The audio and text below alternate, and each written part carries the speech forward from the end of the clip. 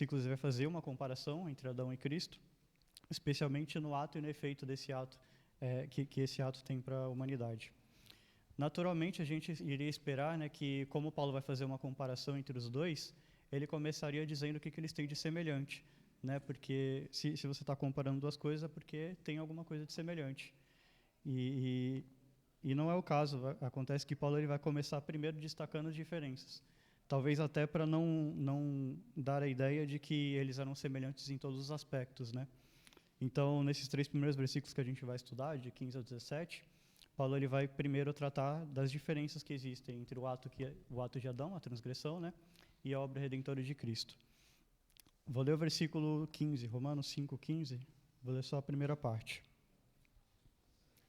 Todavia, não é assim o dom gratuito como a ofensa, porque, se pela ofensa de um só morreram muitos, muito mais a graça de Deus e o dom pela graça de um só homem, Jesus Cristo, foram abundantes sobre muitos.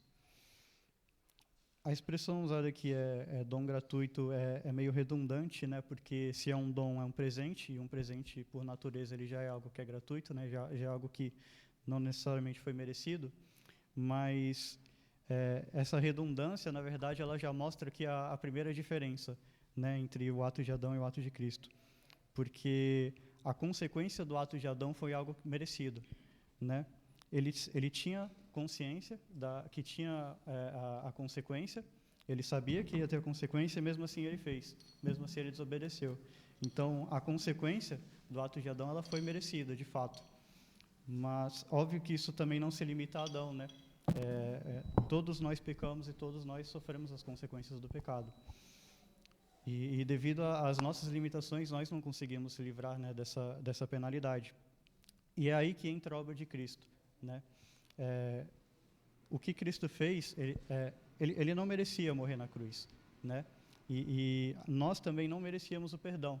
Então, nada disso foi por merecimento. Pelo contrário, ele fez simplesmente porque nos amou. É um presente de Deus que veio de graça para nós, né? Por isso que Paulo usa essa terminologia. Então, nós merecíamos a condenação, mas recebemos a justificação de forma gratuita. E aí Paulo vai continuar no versículo 15. Porque se pela ofensa de um só morreram muitos, muito mais a graça de Deus e o dom pela graça de um só homem, Jesus Cristo, foram abundantes sobre muitos. O que isso significa, né? Como é que a graça de Deus ela tem um peso maior se o mundo ele continua espalhando o pecado e com tanta intensidade, né? O pecado ele ainda está muito presente no mundo. Como é que a graça de Deus ela tem um peso maior nessas condições? Vou fazer uma analogia. Imagina que você tem um copo d'água, né? E aí você coloca um pouquinho de suco, né? De suco em pó nesse copo. O que vai acontecer? O suco ele vai se espalhar pela água, né? E aí você vai lá e coloca nesse copo um pouquinho mais de água também. O suco ele vai se espalhar por essa água também. Só que aí você continua colocando mais água, você coloca mais e mais água, e o copo ele vai começar a transbordar, e você continua colocando água e mais água. Vai chegar uma hora que o suco ele vai perder completamente a força, né? Ele vai ficar tão fraco, ele vai ficar tão sem efeito que se beber dessa água vai parecer uma água pura, porque já não tem mais força nenhuma aquele suco, ele perdeu o sabor, perdeu a textura, né? A graça de Deus é semelhante, né? O homem ele continua contaminando o mundo com o pecado, mas Paulo ele escreve que a graça de Deus foi abundante, de forma que a graça de Deus é tanta que o pecado ele perde o efeito, ele perde a força. Porque o homem, na medida que ele espalha o pecado, Deus derrama em proporção muito maior a sua graça. É isso que Paulo quer dizer com abundante.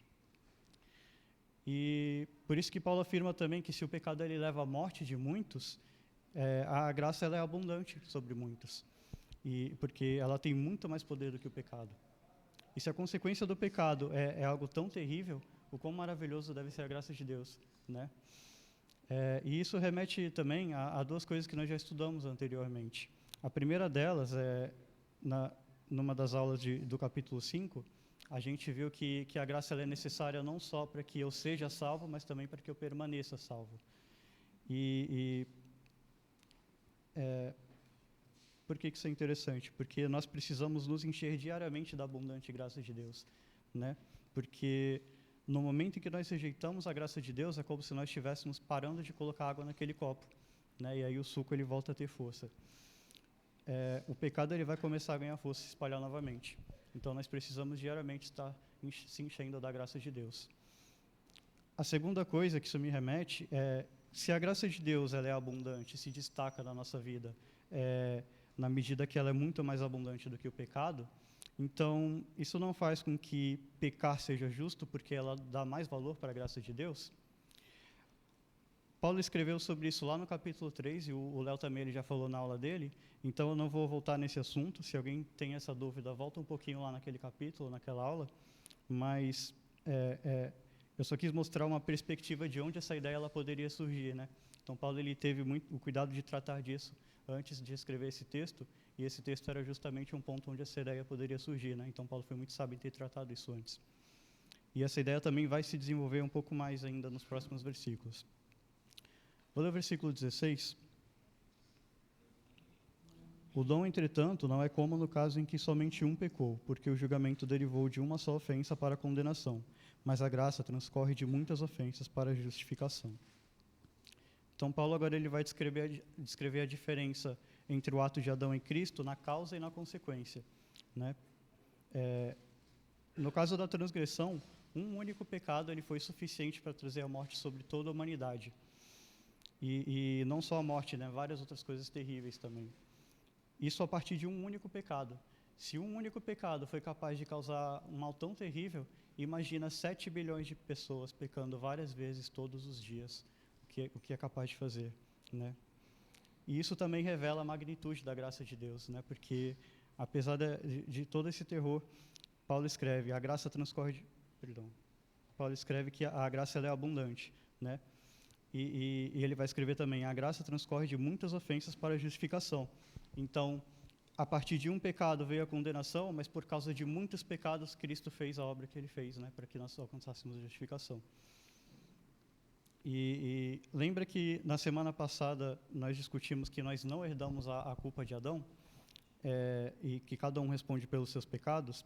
Paulo aqui ele afirma que a graça de Deus ela vem para consertar não só um único ato, né, o ato de Adão, mas todos os pecados, as várias transgressões de muitas pessoas. E o próximo versículo aprofunda nisso e mostra como a esperança como a nossa esperança ela vai além, né, de simplesmente consertar a bagunça do pecado, vai muito mais do que isso. Versículo 17. Se pela ofensa de um e por meio de um só reinou a morte, muito mais os que recebem a abundância da graça e o dom da justiça reinarão em vida por meio de um só, a saber, Jesus Cristo. Então, considerando que a graça de Deus ela é abundante sobre o pecado, é claro que a justificação ela é algo que vai muito além do perdão, né? E o que Deus tem a oferecer é infinitamente melhor. De forma que o reinado da morte ele tem um fim determinado, né? O reino da morte que Paulo cita aqui, mas a vida de Deus ela vai ser eterna, né? Alguém pode ler lá Apocalipse 21, 4?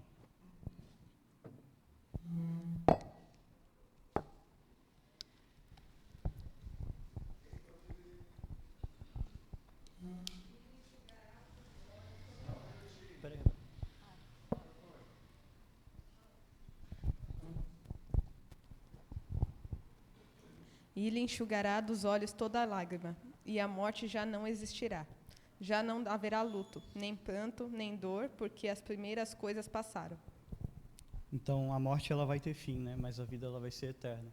Todo esse sofrimento, a coisa mais impactante que o pecado trouxe vai acabar. E outra coisa interessante que fica implícita é que nós vamos passar pela primeira morte, né? Como a gente já tinha discutido na semana passada, isso é decretado, a gente vai passar pela primeira morte, né? Não tem escolha, mas a graça de Deus ela é um presente, né? E a gente escolhe se vai aceitar ou não. E, infelizmente, são mais os que não aceitam, né?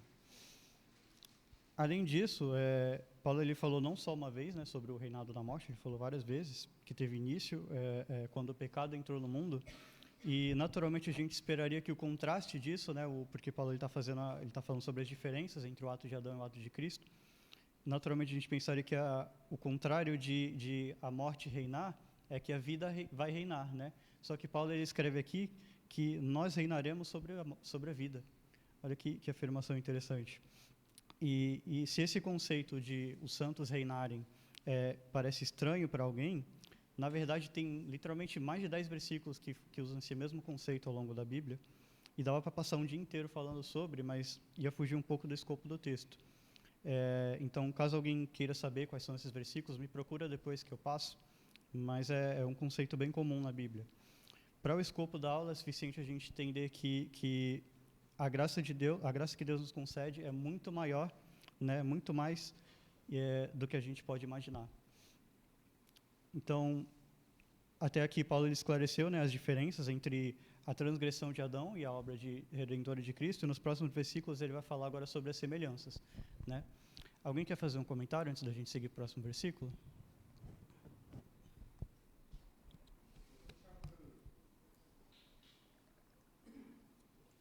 Só vou fazer um comentário acho, sobre algo que a gente já tinha conversado em particular. Falando ainda sobre o dom, né, que é o presente, a gente tinha conversado que o presente de Deus ele é o único presente que melhora com o passar do tempo.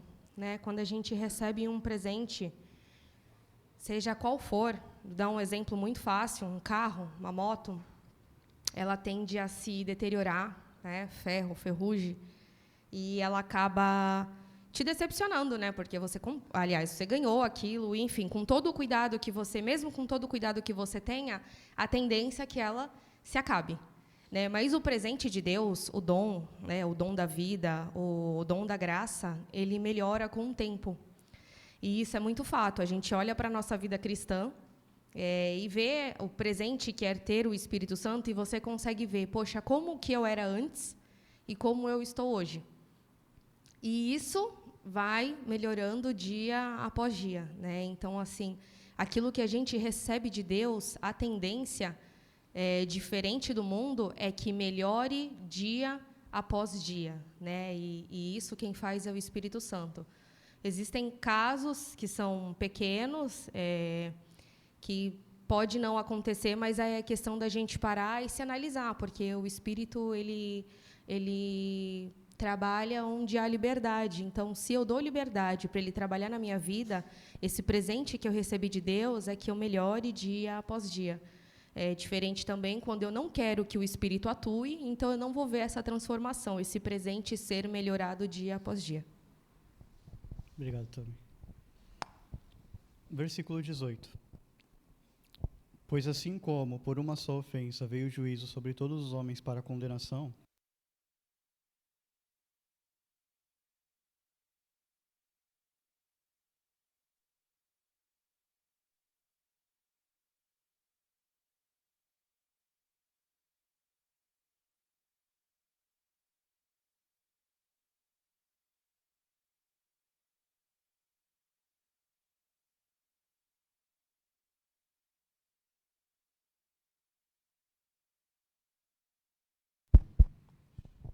Vitor foi sábio e já me deixou preparado aqui com pilha reserva.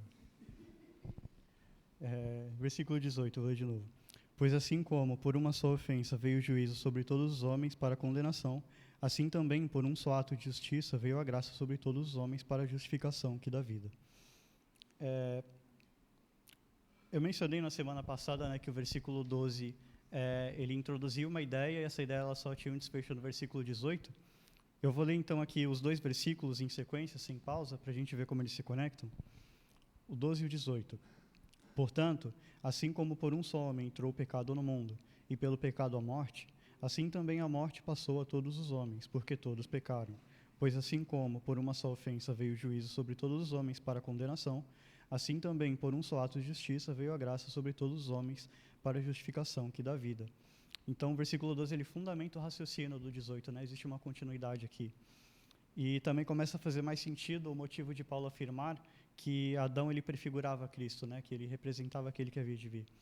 Porque como é que o sacrifício de Cristo, sendo Cristo um só, poderia perdoar quantidades imensuráveis de pecado, né? Inclusive cometidos após o sacrifício de Cristo. E aí Paulo ele escreve que o pecado ele entrou no mundo por causa de um só ato. E da mesma forma, a justificação ela veio também por causa de um só ato. E através desse ato veio a vida. Porque o ponto não é comparar quantas vezes a humanidade errou com o acerto de Cristo. O ponto é, um único ato ele foi suficiente para trazer morte ao mundo, e um único ato também foi suficiente para trazer vida. Então, cabe a gente escolher simplesmente um caminho, né? E no momento em que nós escolhemos o caminho da vida, que é Jesus Cristo, não importa a quantidade de pecado que tínhamos, simplesmente não importa. Jesus Cristo, ele é um recomeço para a humanidade, né? E dessa vez um começo com o pé direito, né? Porque com Adão as coisas não começaram bem. E esse é o primeiro ponto de por que Paulo ele afirma que Adão prefigurava Cristo, né? Existe essa semelhança de que através de um ato veio a morte, assim também através de um ato veio a vida. Tudo bem até aqui? Fez sentido? A gente pode seguir? Então, no versículo 19. Porque, como pela desobediência de um só homem, muitos se tornaram pecadores, assim também, por meio da obediência de um só, muitos se tornarão justos. O segundo motivo de Paulo associar Adão e Cristo é muito interessante, né? É porque o ato de ambos ele estava associado à obediência. Quando Adão ele estava no Éden, ele pôde escolher, né, se ele ia desobedecer ou não. E ele escolheu desobedecer. Jesus Cristo ele também teve que fazer uma escolha, né? E lá em Efésios 2:8, Hebreus 5:8 e outros versículos também vai dizer que Jesus ele foi obediente. A obediência, um dos conceitos de obediência é justamente fazer uma escolha diante de uma ordem. E alguém pode ler lá Mateus 26:42?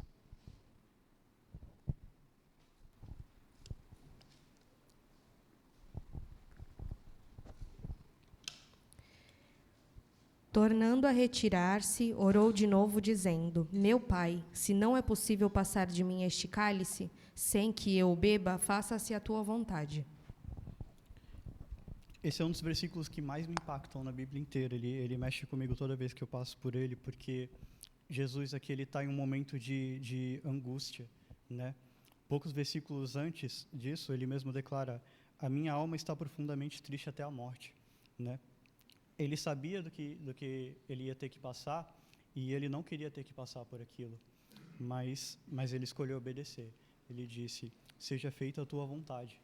E aí a gente entende, então, que quando Adão esteve diante de fazer a sua escolha, de obedecer ou não, é como se ele estivesse dizendo: seja feita a minha vontade, né?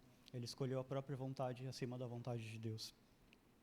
E é muito tentador a ideia de dedicar algumas horas explorando ainda mais essa comparação, né, entre a escolha, a obediência, a escolha de obediência entre Adão e Cristo, né? Mas cabe a mim também obedecer, no caso ao cronograma da gente estudar Romanos, porque se a gente entrar nesse assunto a gente vai muito longe. Então,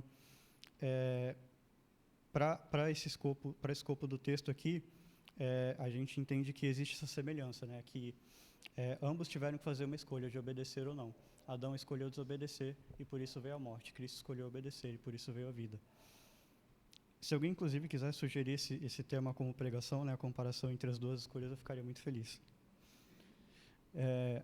Bom, além disso, outra semelhança entre o ato de Adão e de Cristo, que está no versículo 19, é que a escolha de obediência deles, ela foi suficiente para que muitos se tornassem pecadores por causa da desobediência de Adão e justos por causa da obediência de Cristo. Então, essa semelhança, um único ato, teve uma repercussão que afeta muitas pessoas. E aí você pode pensar, mas isso não significa, então, que carregamos a culpa de Adão, né? Algumas pessoas podem chegar a essa conclusão através desse versículo. E não, a desobediência de Adão, ela introduziu o pecado no mundo e o pecado se espalhou. A gente já falou sobre isso na última aula, né, que nós não carregamos a culpa de Adão. E outra interpretação também seria que todo mundo foi justificado por Cristo, então não precisamos fazer mais nada, né, está todo mundo salvo. A gente viu também na aula passada que não, porque nem todos aceitaram a graça de Cristo, então nem todos serão salvos. Então acho que não existe mais dúvida quanto a isso. Vou seguir para o versículo 20. Sobreveio a lei para que avultasse a ofensa, mas onde abundou o pecado, superabundou a graça. Então, Paulo ele volta aqui na questão da lei, mais uma vez, né? Ele cita a lei, e a ideia aqui nesse caso é lembrar que a lei, ela destaca o pecado, né? E por conta disso, por conta da lei destacar o pecado, ela revelar o pecado, o pecado se tornou mais abundante. E Mas a lei ela não devia causar redução do pecado? Não é estranho, porque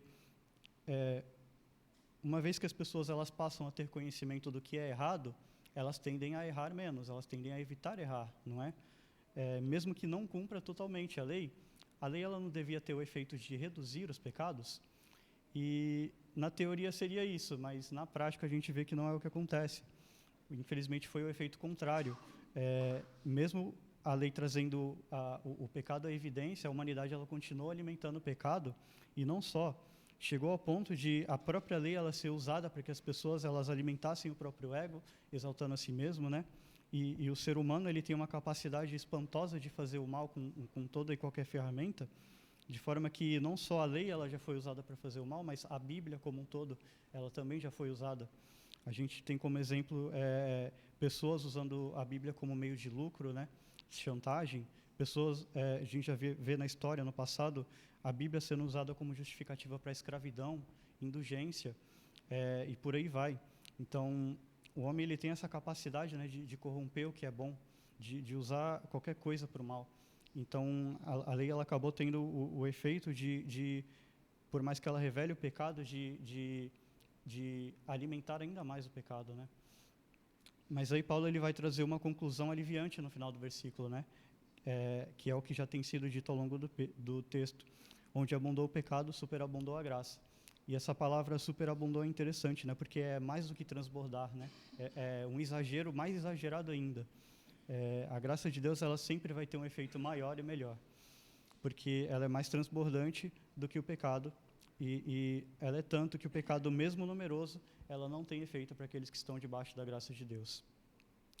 Versículo 21.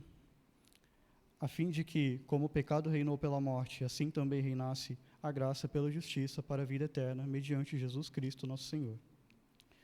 Bom, a esse ponto a ideia ela já está bem clara, né, do que Paulo está construindo aqui.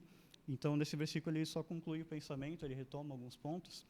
Então, a gente se aprofundar muito nessa questão seria chover no molhado, né? Esse ponto ele já está bem claro.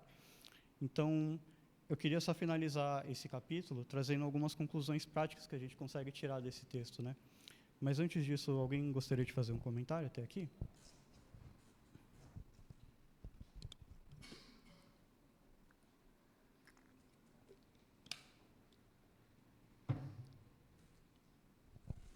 Bom, então vou falar algumas conclusões práticas que a gente vê aqui nesse trecho no capítulo 5, do 12 a 21.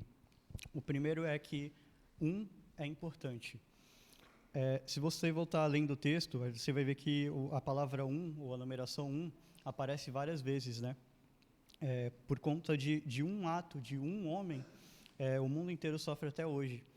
E quem diria que esse ato faria uma bagunça tão enorme, né? Desobedecer a Deus não é brincadeira. Só uma vez, né? Só mais uma, é algo que pode ser mais do que suficiente para destruir uma vida, ou várias vidas. E não adianta de nada para uma pessoa a graça de Deus ser superabundante se essa pessoa não aceita a graça. Para essa pessoa não vai adiantar nada. Ela precisa estar debaixo da graça de Deus. A segunda conclusão prática que a gente tira desse texto também é que o pecado ele é terrível. E em um mundo completamente imerso em pecado, existe a tendência a naturalizar, a normalizar o pecado, né? Parece que está tudo bem, né? Porque todo mundo peca o tempo todo e não está acontecendo nada, tá tranquilo, né? Não vai acontecer nada se só cometer mais um pecado. Mas a gente vê que por causa de um pecado é que acontecem tantas coisas terríveis. Então, absolutamente nada de bom vem do pecado.